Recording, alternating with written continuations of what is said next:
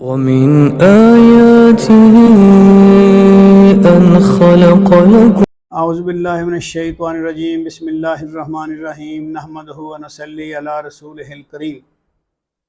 نبی اکرم کی دعا کے اثرات، بخاری جلد اول حدیث نمبر 958۔ حضرت انس بن مالک روایت کرتے ہیں کہ ایک مرد جمعہ کے دن مسجد نبوی میں اس دروازے سے آیا جو منبر کے سامنے تھا۔ رسول اللہ اس وقت کھڑے ہو کر خطبہ پڑھ رہے تھے۔ اس نے کھڑے ہی کھڑے آپ کی طرف منہ کیا اور کہنے لگا، یا رسول اللہ، بارش نہ برسنے سے جانور مر گئے اور راستے بند ہو گئے، آپ اللہ سے دعا فرمائیے کہ بارش برسائے۔ حضرت انس نے کہا، یہ سن کر رسول اللہ نے اپنے دونوں ہاتھ اٹھائے اور فرمایا، اے اللہ ہم کو پانی پلا۔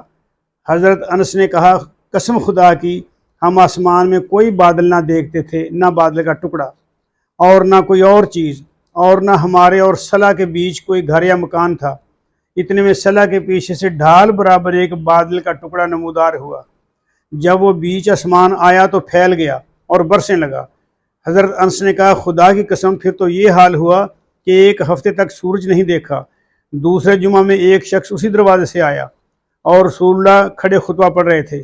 وہ کھڑے کھڑے آپ کے سامنے آیا، کہنے لگا، یا رسول اللہ، بارش برسنے سے جانور مر گئے اور راستے بند ہو گئے، اللہ سے دعا فرمائیے کہ بارش بند ہو جائے۔ یہ سن کر رسول اللہ نے اپنے دونوں ہاتھ اٹھائے اور پھر یوں دعا کی، یا اللہ ہمارے گردا گرد برسا، ہم پر نہ برسا۔ یا اللہ ٹیلوں، پہاڑوں، ٹیکریوں، رمنوں اور درخت اگنے کی جگہ کے مقاموں پر جہاں درخت اگے ہیں وہاں برسا۔ حضرت انس نے کہا، یہ دعا فرماتے ہی بادل کھل گیا، ہم نکلے اور دھوپ میں چلنے لگے۔